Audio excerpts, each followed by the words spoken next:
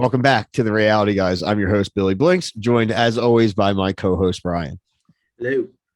As you can see here in the title, we are back for another retro review. We are doing The Bachelor season 18. If this is your first time or you need a little refresher, this is Juan Pablo's season. So we are on week 4. So if this is your first time watching us, or at least first time watching one of our retro reviews, what we're doing is Brian and I are going back through the Bachelor, Bachelorette franchise, even Bachelor in Paradise, and watching some old seasons that are being recommended. And we're obviously looking for something filled with drama. So we looked into most dramatic Bachelor seasons. Juan Pablo's popped up.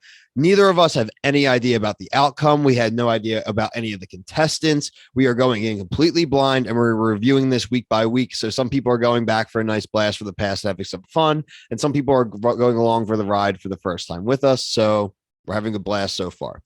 All right, with that out of the way, week 4, we are now going international. They used to spend a crap ton more money on this show, Brian.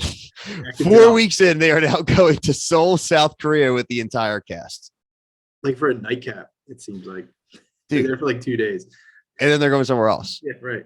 They spend a crap ton of money. These dates are expensive. They're flown on. I mean, you could tell like some of the cost cuttings as we've gotten into the later seasons where it looks more like other reality TV shows. This was like a production.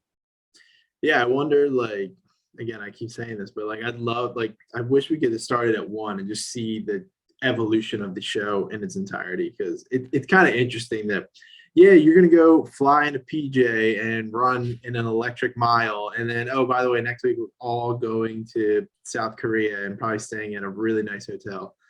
And it's nuts. My other question, Brian, is Korea really that exciting? When they found out they're going to Korea, they lost their shit. Yeah, it's just the classic. I said something when we did an Amazing Race episode, like, why are they fake excited? And they're like, oh, she was excited to go. It's like, okay.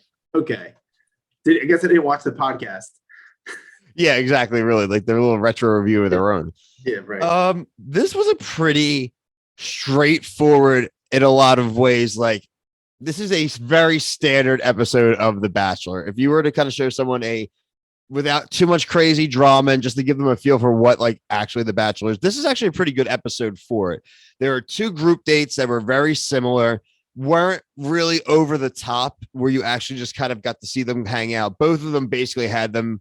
The first one was pretty funny. The K-pop date. K-pop date where it was 21 as the band. Now this is back again in 2014. Apparently, at least according to them, they said about 17 times. They're the most popular K-pop band at the time. I've never heard of them. You say you think you heard of them? I heard that song they were singing. Okay. Yeah, like I heard that. Do you remember, Bill, real quick, when they're like, well, I think it was Nikki was like, they have 77 million views on YouTube. I'm like, that's not a lot today. It is not a lot today. And I was actually thinking about that too. I'm like, yeah, those poor women don't see a dime of that. You're seeing them getting shuttled into perform at malls and get the hell out of there. Them women do not have 70 million YouTube views, even kind of money that you would think that would get you. They are literally probably grinding. They're basically probably getting what happened to the boy band stuff, like that documentary I shared in the podcast group. That's what's happening to them right now. They're like hustling up and they're making $10,000 a year and they're killing themselves for that. And then they're getting that notoriety. And the reason we're even bringing that up is that the whole date revolved around them having to learn how to dance, do a background dancer routine. I thought it was kind of funny, even if you're not a big dancer. But what's her face was a total sourpuss, Nikki. Yeah. Nikki was a total sourpuss this entire episode. And God forbid, obviously no one's gonna be that good. Now, look, 1 or 2 of the girls happen to have used to have been like Spurs dancers or wherever the hell it was, some kind of sports dancer. So yeah, they're gonna look great. But if you're just act goofy, then you're gonna be okay. And I think that Juan Pablo saw the positivity, so it worked out okay so far for her, but the women are completely sick of her at this point. Yeah. I kind of agree though that like it would suck to just you practice the dance in the studio, whatever, but to do it in front of people, I would definitely be a little nervous myself. Like that was a lot of people. A big ask. There was 1 billion people in that mall. Like, and it was right when the concert started. Yeah, right, exactly. Let's see. So we move on. So Nikki thinks Kay is fake. So that's all down Nikki's whole type of she's performing. She's mad that she has to perform and not have fun with it. Elise is a little negative too. Elise brings up the fact that there are definitely some women that wouldn't be good mothers and like she finds it necessary to bring that up to him doesn't really help. But Nikki's negativity isn't punished because she actually gets the group date rose. So that's what I kind of meant in the fact that even though other people are kind of getting sick of her and he is starting to get an idea that there is some tension in the house, it is really coming more towards her. And then we'll see over the other half of the group kind of towards Claire, but nothing outwardly crazy. These women are just, I think, starting to get like roommate syndrome. They're just starting to get sick of certain people's personalities. Yeah, I agree. And I also think too, the two group date roses this week is the distributing the ball. Last week, because I just don't think that they, like, especially I love Andy, but the next one, I don't want to get too far ahead, but yeah, I don't think that she, out of the people in that second group, I didn't think that she did much to deserve that group date. Same with Nikki. Like, she didn't really do much. No, she had a nice conversation with him. He obviously likes her. Some of these roses just come out that you can tell he likes certain people and he just wants to give them the rose. Yeah, he's just, yeah. And we'll see how that will, I mean, I'm sure people know because they've seen it, but I'm sure this will all come back to bite him in the end. Oh yeah, we'll get to his logic gaps soon. Quickly before we would get that, we want to go to Brian and I's probably personal favorite from this season, Sharleen. Sharleen gets the one-on-one date, and Juan Pablo, I'm going to give him credit again. We know something's coming, but he gives her the one-on-one rose because she just straight up doesn't lie to him during the entire date. He's like, how do you feel about kids? I want 2 or 3. And she's like, I don't really know if I want one yet or even want any. And he's like, all right, cool. You're telling the truth. She doesn't, dude, she puts no show on for this dude. She makes him like answer questions. She doesn't give it all up right away. And I don't know, dude. I think Charlene's dope. Like I said, she's April from Parks and Rec. Yeah. I like just being, she's not over the top emotional, and that's how I am. So I always like that. Charlene's almost like one of those characters where if they were doing parodies about like The Bachelor, they would throw in some goth chick or some dead serious girl for like comedy, but that's actually her, and she's just not playing games. Exactly.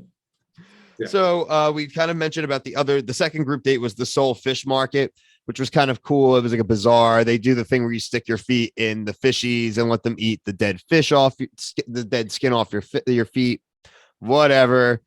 Very stereotypical. Go to a Chinese or Asian town and get that done. You see that literally on like every TV show. And karaoke. Oh, and the yakitori room. Yeah, I mean with the nightmare wallpaper. Right. Do they also not have like American songs in there? They were singing just Korean songs. Nonsense. Complete nonsense. The major part that I really want to talk about in the group date, and just even from that, just relative, even going into the cocktail party and stuff, is Juan Pablo's new kissing policy. So the women helped us figure out that Juan Pablo has kissed 6 women. At the time during the episode, there was 13 women there. So he's already literally kissed half the women there, but decides because he has a daughter that he doesn't want to put on a bad example and kiss too many people. I guess above 50% is his threshold. So 6 must have been his hard limit he set for himself. And he shuts down a few women later on. He shuts down Renee. He also shuts down Chelsea. And Lauren. Yeah, Lauren. Renee and Lauren definitely shuts down. Lauren's the one that took it the hardest. Like she was crying in the confessional. Okay, so Lauren's the one that ends up like crying, going around, making a scene about it. And she's not like outrageous about it, but I think she's maybe one of the first people to see the writing on the wall. She's like, that doesn't really make any sense, dude. Just say that you like those women better than the ones you haven't kissed and just tell us that. But don't say like, we're still in the running if you haven't made that physical connection with us, because they're not asking for the world. But like, if he doesn't feel like he can kiss them in good conscience, like I wouldn't want to fly to freaking another country. Honestly, like I'm done doing this. Popping BS. Give her a kiss. Really? How much is a kiss worth, dude? Yeah, come on. Apparently not a rose. Definitely not. You mentioned Andy does get the rose from that group date. So overall, not a terrible choice, man. I like Andy. The other focus we had kind of teased in the preview for last week is everyone's getting sick of Clare. Now, Claire's the only person we know anything about because I saw the season with Clare and Dale. But I actually, like I said, I don't know. I don't remember like them telling me why Clare was there, or, like what her deal was. So I honestly, like, it is what it is. She is annoying. Her eyes are always wide open. She's always, you could tell, looking for that. She reminds me of Shane from Love is Blind a little bit.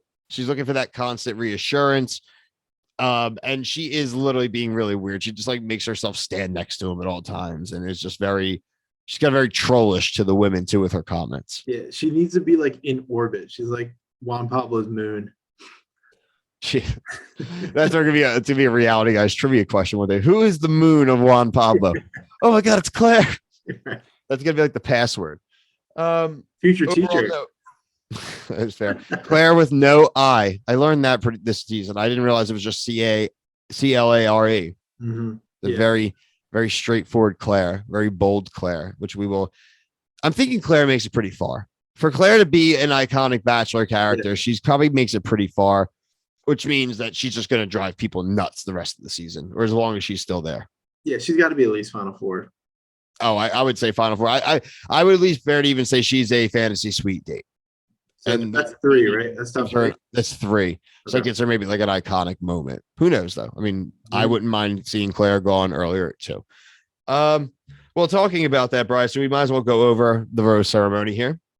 The following women received roses. Remember, we already had, like we had mentioned before, Sharleen had her rose, Nikki had her rose, and Andy had her rose. So the other, I guess would be the other 8 women now would be Renee, Chelsea, Kelly, Danielle, Cassandra, Allison, Clare, and Kat. So we lost Lauren and Elise. We liked Elise. Lauren was kind of a background character until she cried this week. You know who's a background character? Is Danielle. Sneaky, man. I had the same thing. Who are you? I think she had. She might make it to like the final 4. We've never seen her talk. Yeah, I've never seen him talking to her like in. Doesn't look like she's on the one-on-one next week either. So I don't know. I mean, you never know. She could be. Is she St. Peter's? Yeah, she probably is. She has one more weekend in her, and then she's done. Until she runs into like the UNC Clare buzzsaw. Yeah, the Clare, yeah. The Clare buzzsaw. So overall, guys, we're gonna keep saying this until it happens. When do we fall off the cliff? When does it happen? We want to see why everyone hates this guy. Because so far he's been like an all-star season for me. I have no qualms with this guy so far, outside of just tell the women you haven't kissed that you like the other ones better. But that's so minor compared to the things we usually are mad about. Yeah, right. I think it's next week, Bill, because it looks like Claire is really monopolizing time, and we know how these women and men care about time. Time is going to become a very precious commodity next week, and people are going to start to go over war. Yeah. Remember, guys, time is finite. Time is a flat circle, and that is a very important thing to understand in The Bachelor. Okay, well, I'm really looking forward to part 5. You will probably see part 5. This is Tuesday when we were recording. So you'll see this Wednesday. So you'll probably see part 5 on Friday. Make sure to like and something like that. Make sure to like and subscribe to everything here, and also check out our podcast now on Apple Podcasts and Spotify called the POPcast, POPcast. You can search us with that, or you can search my name, Billy Blinks, and the POPcast will pop right up on your podcast platforms. We are going to have a little bit of reality TV talk on the next episode, because we are going to talk about The Bachelor. I mean, not The Bachelor, the Oscars and Will Smith. And we may even just take a video clip from the episode and drop it here on YouTube, so you guys can get a little taste for the podcast as well. But for myself and Brian, till next time, thank you and peace. See you guys.